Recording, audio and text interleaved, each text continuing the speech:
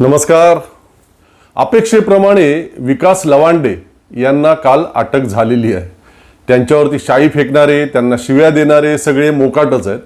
त्यांच्यावरती पोलिसांनी आत्तापर्यंत कोणतीही कारवाई केलेलीच नाही आणि ज्यांच्यावरती शाई फेकली गेली त्या विकास लवांडे यांना मात्र काल अटक झालेली आहे. हा राज्याचे आपले मुख्यमंत्री आणि गृहमंत्री असणाऱ्या देवेंद्र फडणवीसांचा न्याय आहे. ही त्यांच्या कामाची पद्धत आहे. आपल्याकडे लोक आत्ताच नव्हे तर खूप आधीपासून सत्तेत असणाऱ्या सत्ताधाऱ्यांनी, मग ते कोणत्याही पक्षाचे असो, पोलीस दलावरती कायम अंकुश राखलेला आहे. आपल्या सत्तेच्या भल्यासाठी, आपल्या ताब्यातील सत्तेच्या संरक्षणासाठी पोलीस दलाचा वापर सगळ्याच राजकारण्यांनी करून घेतलेला आहे. नाही असं अजिबातच नाही. परंतु पूर्वीच्या काळी त्याच्यामध्ये एक महत्त्वाचा फरक असा होता की आपल्या पूर्वीच्या राजकारण्यांना, सत्ताधाऱ्यांना नैतिकतेची काही एक चाड होती. काही मूल्यांची जपणूक ते अवश्य करत होते.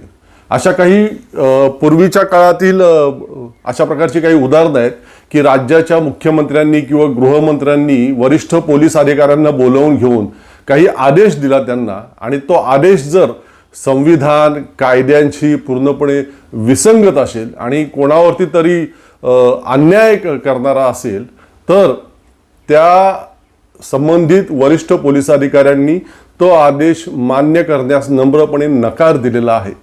साहेब, मला माफ करा, परंतु तुमचा हा आदेश मी मानू शकत नाही असं राज्याच्या मुख्यमंत्र्यांना किंवा गृहमंत्र्यांना बोलणारे पोलीस अधिकारी आपल्या या महाराष्ट्राने पाहिलेले आहेत. आणि त्याहूनही अधिक महत्त्वाचं म्हणजे आपला आदेश मान्य करण्यास नकार देणाऱ्या त्या पोलीस अधिकाऱ्यांवरती पुढच्या काळात सुडाच्या भावनेनं कोणतीही कारवाई न करता आपली स्वतःची चूक समजून घेणारे सत्ताधारी राजकारणी सुद्धा या आपल्या महाराष्ट्राने अनुभवलेले आहेत. खरं तर तशा काही निवडक घटनांवरती एक एपिसोड आपल्याला करता येईल आणि आपण बनवतो, आवडेलच तुम्हाला. सगळ्या फार रोचक गोष्टी आहेत त्या. परंतु आता ना तसे त्या प्रकारचे समजूतदार आणि व्यापक दृष्टीचे राजकारणी आपल्या राज्यात राहिले, ना तसे स्वाभिमानी आणि कायद्याप्रती, संविधानाप्रती आपली बांधिलकी, जबाबदारी मानणारे पोलीस अधिकारी राहिले. राजकारणी आपल्या राज्यातले आणि पोलीस दल हे दोन्हीही आता इक्वली भ्रष्ट झालेले आहेत पूर्णपणे. देवेंद्र फडणवीस यांच्या बाबतीत खरं म्हणजे प्रचंड अपेक्षाभंग झालेला आहे राज्यातील सुजाण जनतेचा. याचं कारण म्हणजे भारतीय जनता पार्टीचे जे वेगवेगळ्या राज्यांमधले मुख्यमंत्री आहेत ते अल्पशिक्षित, अर्धशिक्षित वगैरे आहेत. मुळात त्यातले 80% मुख्यमंत्री तर काँग्रेस आणि अन्य राजकीय पक्षांमधूनच भारतीय जनता पार्टीमध्ये गेलेत किंवा भारतीय जनता पार्टीने त्यांना खेचून घेतलेलं आहे आपल्या वॉशिंग मशीनद्वारे. ते असो, तो वेगळा विषय आहे. केंद्रातील जे या सरकारचं नेतृत्व आहे त्यांच्या शिक्षणाबाबत तर सगळ्यात सावळा गोंधळ आहे. आपण तो अनुभवलेला आहे. ते यूपीचे योगी वगैरे त्यांचं शिक्षण आणि त्यांचं स्पेशलायझेशन कशात आहे ते आपल्यापैकी बहुतेकांना चांगलंच माहिती. परंतु देवेंद्र फडणवीसांचं तसं नाही. ते अधिकृतरित्या उच्च शिक्षित आहेत. आणखीन त्यांनी LLB वगैरे सुद्धा केलेलं आहे. त्यांच्या प्रोफाईलवर आपल्याला वाचायला मिळतं आणि त्यांचे सगळे शैक्षणिक दाखले खरे आहेत. भारतीय जनता पार्टीच्या वरिष्ठ अनेक नेत्यांसारख्या देशामध्ये काहीही घोळ नाही. त्यामुळे त्यांचं हे शिक्षण त्यांच्या मुख्यमंत्री पदाच्या कारकिर्दीतून, त्यांच्या राज्यकारभारामधून दिसेल अशी महाराष्ट्रातील सुजाण जनतेची एक किमान अपेक्षा होती. म्हणजे ते ज्या संघीय विचारसरणीमधून आलेले आहेत, ते ज्या भारतीय जनता पक्षाचे नेते आहेत, ती सगळी विचारसरणी ते आपल्या राजकारणातून पुढे नेणार हे अपेक्षित होतं. मात्र ते करीत असताना राज्यातील कायदा आणि सुव्यवस्था UP बिहारपेक्षाही वाईट होईल. राज्यातील सामाजिक स्थिती आता ज्या पद्धतीनं पूर्ण बिघडून गेलेली आपण पाहतो तशा पद्धतीने बिघडून जाईल असं अजिबातच वाटलं नव्हतं. न्याय प्रत्यक्षात दिला नाही तरी तो किमान देत असल्याचं नाटक तरी ते करत राहतील असं वाटलं होतं. प्रत्यक्षात आपण पाहतो की तिकडे आसाममध्ये तो हिमंता बिस्वा शर्मा असो किंवा UPचे योगी साहेब असो किंवा आत्ताच बंगालच्या गाडीवरती आलेले ते सुवेंदू अधिकारी असो, त्या सगळ्या मुख्यमंत्र्यांच्या कारभारामध्ये आणि आपल्या देवेंद्र फडणवीसांच्या कारभारामध्ये आपल्याला गुणात्मक काहीही फरक दिसत नाही. उलट उच्च शिक्षणातून लाभलेली बुद्धी किंवा हुशारीचा वापर ते विधायक बाबींच्या ऐवजी विघातक बाबींसाठी अधिक ताकदीने आणि हुशारीने करताना दिसतात. काही ठळक उदाहरणं याबाबतची लगेच आपल्या डोळ्यासमोर येतात. पहा, मुख्यमंत्री पदाच्या आपल्या पहिल्या टर्ममध्ये देशातील आणि महाराष्ट्रातील अनेक सामाजिक विचारवंतांना, लेखकांना नक्षलवादी किंवा अर्बन नक्षलवादी ठरवून त्या भीमा कोरेगाव आणि एल्गार परिषदेचं निमित्त करून देवेंद्र फडणवीसांनी त्यांना वर्षानुवर्षासाठी जेलमध्ये डांबलं.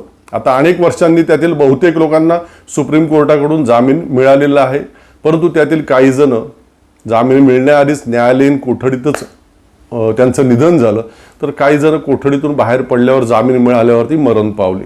दोष त्यांच्यापैकी अजून कुणावरही सिद्ध झालेला नाही. इतक्या वर्षांनंतर मुंबई रेल्वे बॉम्बस्फोट खटल्यातील आरोपींची गेल्या वर्षी मुंबई उच्च न्यायालयाने मुक्तता केली. 10-15 वर्षांहून अधिक काळ ते सगळे आरोपी जेलमध्ये होते, ते सगळे सुटले. तर त्या निकालाविरोधात फडणवीस सरकारने किंवा जे सरकार होतं यांचं त्यांनी तातडीने सर्वोच्च न्यायालयामध्ये अपील केलं. मग त्याचप्रमाणे मालेगाव बॉम्बस्फोट प्रकरणातील आरोपींना सुद्धा विशेष न्यायालयाने मुक्त केलं. त्याच्यानंतर सरकारने, फडणवीस सरकारने त्या मालेगावच्या निकालाविरोधात सर्वोच्च न्यायालयामध्ये अपील का केलं नाही बरं? त्या सोमनाथ सूर्यवंशीचा मृत्यू पोलीस कोठडीत असताना झाला. गृहमंत्री म्हणून देवेंद्र फडणवीसांनी तात्काळ तिथल्या पोलिसांवरती कठोर कारवाई करणं गरजेचं होतं, अपेक्षित होतं, परंतु त्यांनी ते केलं नाही. त्यांच्या कुटुंबियांना प्रकाश आंबेडकरांची साथ मिळाल्यामुळे ते सर्वोच्च न्यायालयापर्यंत ते पोहोचू शकले आणि अखेर सर्वोच्च न्यायालयाने त्या प्रकरणात गुन्हा दाखल करण्याचा आदेश दिल्यावरती महाराष्ट्राच्या पोलिसांनी नाईलाजाने गुन्हा तर दाखल केला, परंतु कुणावर? तर अज्ञात व्यक्तींवर. म्हणजे पहा, मृत्यू झालाय पोलीस कोठडीत असताना सोमनाथ सूर्यवंशीचा, आणि मारहाण कोणी केली ते पोलिसांनाच माहिती नाही, अज्ञात व्यक्तींनी मारहाण केली. याला म्हणतात फडणवीसी कारभार. त्या नितेश राणेने मागे खुद्द पोलिसांनाच अनेक वेळा डिवचलेलं आहे, अपमानित केलेलं आहे.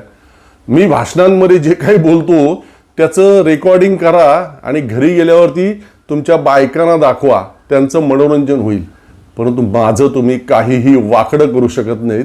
अशा प्रकारची इतकी घाणेरडी, इतकी खालच्या पातळीची भाषा त्यानं वापरली. आणि एकदा दोनदा नव्हे तर अनेकदा. तो आमदार महेश लांडगे किती अर्वाच्य बोलत असतो, तो संग्राम जगताप किती घाण, किती भयंकर बोलतो, तो गोपीचंद पडळकर, आणखीन तसेच यांचे जे सगळे आहेत फडणवीसांचे पाळीव, महाराष्ट्रातील सामाजिक सलोखा पूर्णपणे भंग करण्याचा या लोकांचा उद्देश असतो. तुम्हाला आजच्या निमित्ताने देतो, पोलिसांच्या समोर देतो, चिंता करू नका, माझा काही वाकडा करू शकणार नाही. आपला बॉस बसलाय सागर बंगल्यावर, काही होत नाही आम्हाला लोकांना. तो एक बोकड्या तिकडं युद्धामध्ये कुणी तो मारला, तिराचा काय तो अध्यक्ष होता, पंतप्रधान होता. आता धरल्या गेला तर मारणाराचे युद्ध चालू झालेले आहे. आता ते काय फोनवर थोडी भांडण चालू, शिवीगाळ, तो रेकॉर्डिंग करतो, इकडून रेकॉर्डिंग करतो. अरे त्याला समजायला पाहिजे ना. आता ते बोलता येत नाही ताई, एकटं महिला बोलता येत नाही. आता मला ते मुळातच पैदाशी येत वाचतात, तुम्हाला सांगतो. तर जाहीरपणे आम्ही म्हणतोय, जाहीरपणे आज पण म्हणतोय, मला या लांड्यांचं मतदानच नको,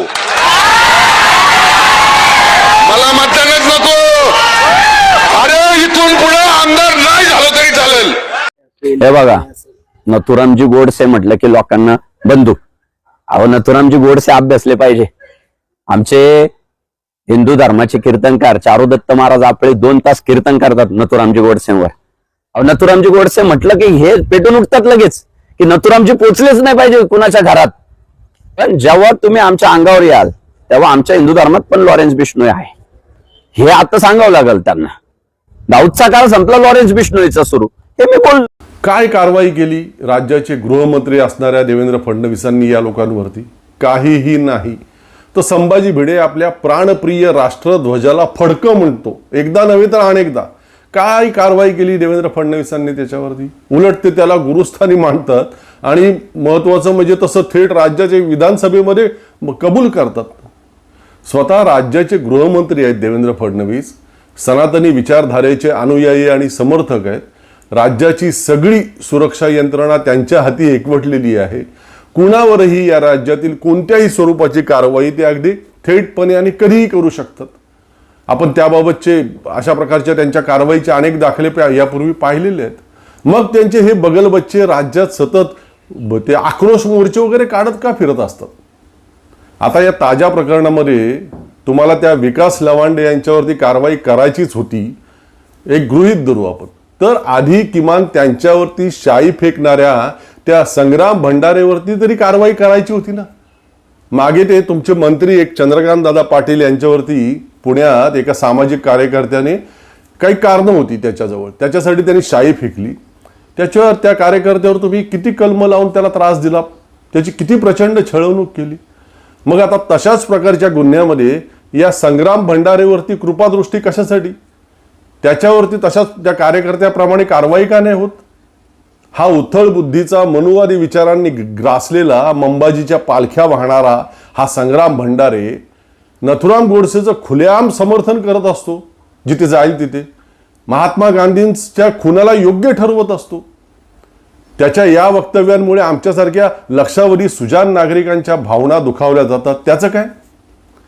कीर्तन परंपरेला हा माणूस प्रचंड कलंकित करतो हे पाहताना आमच्यासारख्या लक्षावधी वारकऱ्यांना प्रचंड मानसिक त्रास होत असतो. त्याचं काय?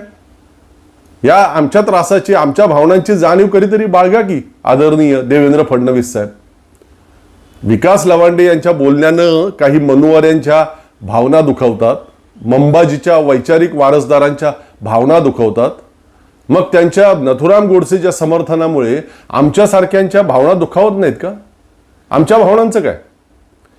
किंवा मग आदरणीय देवेंद्र फडणवीस साहेब, एक गोष्ट तुम्ही जाहीर करून टाका की शिव, शंभू, फुले, शाहू, आंबेडकर, दाभोलकर, पानसरे यापैकी कोणाचेही विचार आणि त्यांच्या विचारांचा प्रसार आता यापुढे या महाराष्ट्रामध्ये चालणार नाही.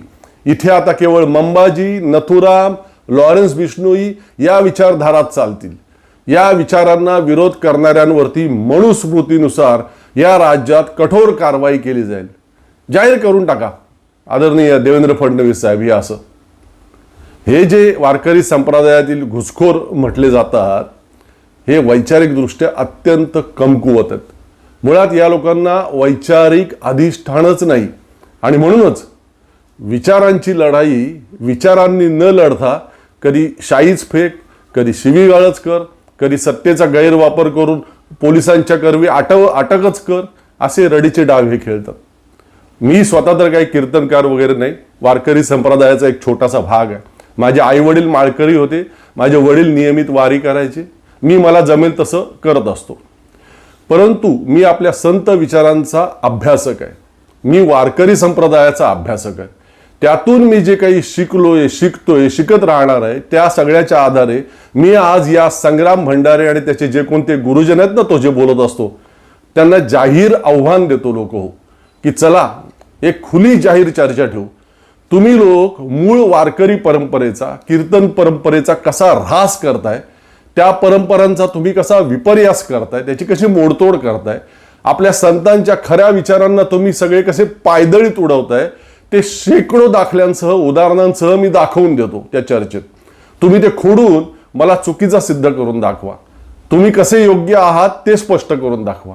चला हे देवेंद्र फडणवीसांचे पोलीस आणि ती शाई वगैरे बाजूला ठेवा आणि समोरासमोर चर्चेला या. चला डिबेट करू आणि त्याचं लाईव्ह प्रसारण करू सगळ्या लोकांसाठी. दाखवा हिंमत. त्या शरद पोंक्षी सारख्याने आजवर कधीच ही अशा प्रकारची हिंमत समोरासमोर चर्चेची दाखवलेली नाही. निदान तुम्ही तरी दाखवा. तुझी काय लायकी, तुझी काय बुद्धी, तू कोण आव्हान देणार असं बोलून टाळू नका. बाकी मग या राज्यातील सुजाण जनतेला माझं नेहमीप्रमाणे आवाहन आहेच.